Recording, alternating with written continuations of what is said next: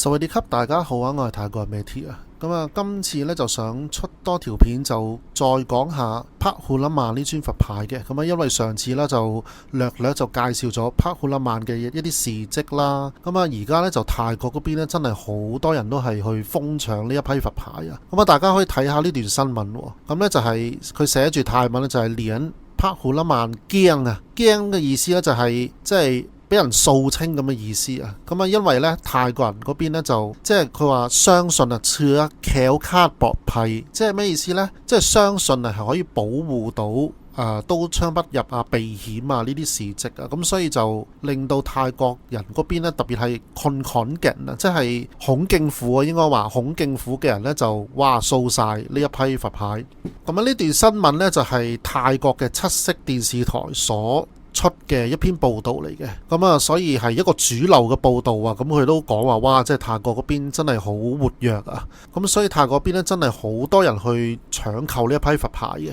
另外咧就想講下呢一批帕胡拉曼啊。咁呢一批佛牌師傅出嘅原意呢，就同其他嘅佛牌係唔同嘅。咁大家可能都知啦，假如係帕別達馬哈蛇鐵，即係佢係好清晰嘅，就係話係招財啊，馬哈蛇鐵即係富翁啊，即係想令到你有招財嘅功效啊。咁但係咧呢一批佛牌呢，師傅本身出個原意呢，就係諗住去保護軍人嘅。咁從呢一方面呢，就睇得出師傅係真心係希望想幫助呢一批軍人打勝仗，而又可以保護到佢咁樣嘅意思嘅，係保護軍人嘅。所以係好清晰，並唔係話係招財啊、招生意啊或者係人緣啊嗰啲嘢，係主力就係避險嘅。咁大家可以諗下一個問題，如果套入翻泰國人角度嚟講，咁唔一定係招財噶嘛，咁佢哋都要去避險啊、保平安啊，咁就唔止係軍人咯。咁其實普通平民百姓啊，咁佢哋可能喂揸電單車揾食啊，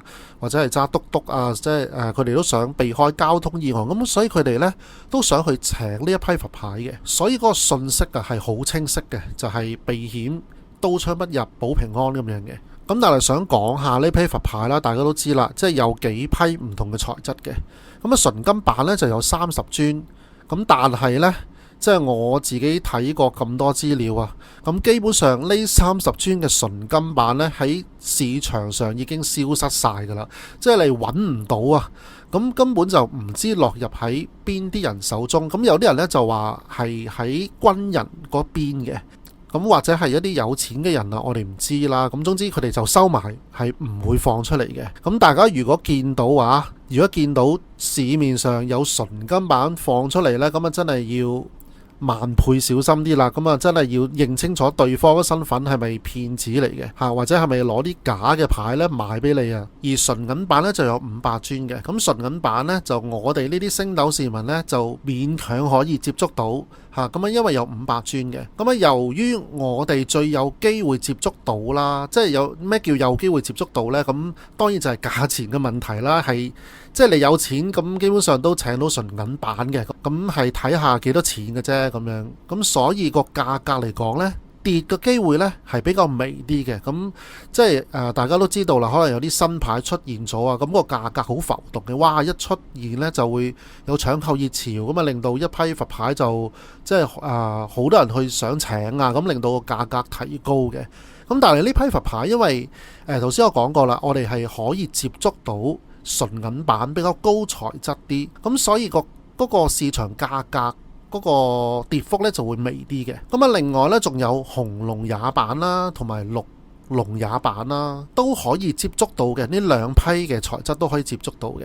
咁啊，另外咧就比較大路少少啦，就係叫馬哈襯運。咩叫馬哈襯運呢？就係混合金屬嘅版本啊。咁咧就係做咗3萬尊嘅。嗱，呢一批咧，我想講下呢一批嘅馬哈襯運嘅版本咧，係沒有派俾啲軍人嘅。咁因為師傅當初出牌嘅原意係想派俾啲軍人啊嘛。咁但係咧呢批嘅馬哈襯運嘅材質咧係冇派俾軍人嘅，大家要留意啦。而馬哈襯運咧，大家要留意有2個帽嘅，有啲咧就係有14，大家睇唔睇到呢張相啊？喺帕孔啦曼下面腳底下面啊，有泰文14號嘅。嗱，呢個大家要留意啦。有啲咧馬哈襯運版本係有嘅。而有啲呢就係冇嘅。而有或者冇嘅話呢，都係真牌啊！大家唔好誤會啊！我再講多次，有14號或者係冇14號嘅泰文字都係真牌嚟嘅，大家唔好誤會。咁再講下啦，即係陸軍司令咧，大部分派嘅版本呢，就係紅銅版本嘅，即係大家睇到一啲靈驗事蹟出現咗嘅，就係一啲軍人佩戴就係多數都係紅銅版本嘅，而數量呢，亦都一樣，同馬哈陳亂呢都係3萬尊。咁但係呢批嘅紅銅版本呢，會貴少少嘅個價錢。咁點解呢？原因呢就係因為除咗派俾軍人之外啊，咁啊最近啦，泰國嘅陸軍司令啊，亦都將一部分嘅紅銅版就派俾越南嘅軍人嘅。咁因為佢哋就聯手去對抗外敵啊，引致到呢雙方面合作。咁所以泰國軍官咧就將一部分嘅紅銅版咧就派俾越南軍人嘅。咁另外啦，點解個價錢會高少少呢？因為大家所見到嘅靈驗事蹟多數都係紅銅版，咁啊所以令到個價格就會貴少少，貴過馬哈陳亂少少嘅。咁所以呢度咧大家要留意啦。咁另外咧大家要留意啦，咁紅銅版大家見到泰文字就托破爽，咁咧就喺左邊嘅，大家睇唔到呢個圈住呢個位置。咁另外咧就係馬哈陳亂咧就係喺右邊嘅，托破爽係喺右邊嘅，大家要留意啦。咁啊有人問到啦，喂，呢批佛牌出咗冇耐，有假牌出現咗，哇呢個呢我都真係我睇到呢都真係幾愕然下嘅。咁啊因為呢批佛牌出咗好似唔夠1個月到啫，即係大約呢段時間到啦。哇，佢已經有假牌出現，咁可想而知，即係嗰個市場嗰個追求嗰個程度係幾咁狂熱啊！咁當然啦，即係你有假牌嘅，咁我哋要識得點樣睇真定假呢一批佛牌噶嘛。咁大家要留意呢，就係而家新嘅佛牌呢係做得好靚嘅，即係唔係好似以前舊嘅佛牌啦，咁會有一啲瑕疵啊，或者用手壓啊咁樣。咁而家啲佛牌呢好靚嘅，嗱反而假牌出現呢，佢嗰個精美程度呢就略遜一籌嘅。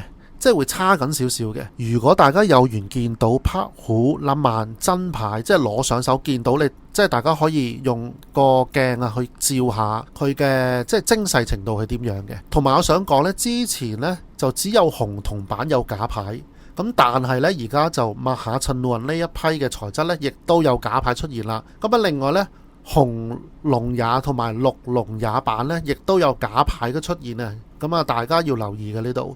咁啊，陣會再慢慢同大家講解下嘅。睇下呢張相啦。咁啊，呢張相呢個分別呢，就係帕虎林曼嗰個肚腩嗰度呢，佢真牌左邊呢就係真牌啦。咁佢就好清晰嘅個輪廓，即係嗰啲線條啊，各樣嘢都好清晰嘅。咁但係右邊呢，就唔知嗰個腹肌嗰邊啊，大家睇到腹肌嗰度呢，就好似突咗一粒粒出嚟嘅，即係好肉酸咁樣嘅。咁呢度呢亦都係分別嘅。咁如果大家見到呢一批嘅佛牌呢，可以留意下呢一個部位嘅。咁啊另外呢，紅銅版呢，佢嗰個廟盒呢就係紅色噶嘛。咁但係真嗰個廟盒呢，望上去呢就比較 sharp 醒少少嘅，即係比較靚啲靚啲嘅。但係嗰個假嘅廟盒呢，望上去呢就係啞色少少，類似出係朱紅色嘅感覺嘅。咁呢度呢亦都係一個分別嚟嘅。咁當然啦，而家啲假牌呢，嗰個精美程度其實好高嘅，即係啲人識得分真假之後呢，咁啲假牌嗰啲人呢，我深信啊，佢哋就會再研究點樣再做得精緻啲。咁呢個呢，就再之後再講啦，因為暫時睇到呢，比較就都係比較粗糙少少嘅假牌。咁我自己呢，就再揾咗一啲相啦俾大家睇啦，就綠龍也版本啊，大家睇唔睇到啊？嗰個夏都曼嗰啲色呢，上面嗰個肩膊嗰度呢，同埋個頭嗰度呢，哇！佢嗰個綠龍也呢，即係印上去啊，即係好鬼唔精美噶，大家睇唔睇到啊？即係有一劈啲顏色劈上去嘅，咁真牌呢，就一定唔係咁嘅。真牌呢係好精，同埋大家睇唔睇到嗰個左上邊嗰個顏色綠色嗰度呢，即係好似油上去好假個感覺。咁我嘅經驗呢，呢一磚嘅假牌又真係做得比較差少少嘅。咁後面呢就比較難分辨少少，但係如果細心啲睇都睇得出嘅，佢有啲啞色嘅感覺嘅。大家睇到好啦，咁啊呢磚呢就係紅龍也版本啊，佢個顏色呢都係好假，睇唔睇到啊？另外呢就係喺右上角嗰邊呢，佢嗰個花紋啊，即係好似夾硬整上去，有啲乳絲嘅感覺噶。大家見到呢係好啞嘅呢磚顏色，咁所以即係一睇就知係假牌嚟噶啦。所以大家工程嗰陣時呢，不妨可以落鏡去細心啲睇下你嗰磚牌嗰個細節位係點樣嘅。據我嘅認知，暫時假牌呢就有紅銅版啦、馬哈襯運版本啦、綠龍也版本啦，同埋紅龍也版本嘅。而銀版呢，暫時就見唔到有啊。咁當然啦，唔擔保將來咧會有假牌都出現嘅。咁呢度呢，大家都要留意。咁因為而家嗰個牌啊，嗰個價錢咧係不斷咁上升啦，咁退而求其次，有啲泰國人可能即係手頭上比較緊啲啦，咁所以佢哋就想去請一啲符布。嗱，符布呢個價格都開始慢慢升咧，但係最搞笑嘅呢，即係據我所知呢，符布都有假嘅喎。嗱，呢張呢就係真嘅符布。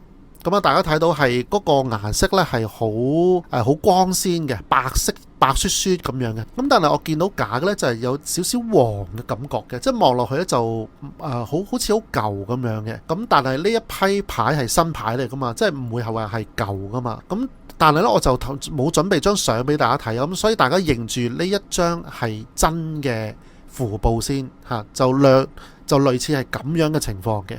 好啦，今次嘅帕胡拉曼嘅分享呢，就暫時係咁多先啦。咁如果大家有啲咩意見嘅，都歡迎喺下面留言講俾我知嘅。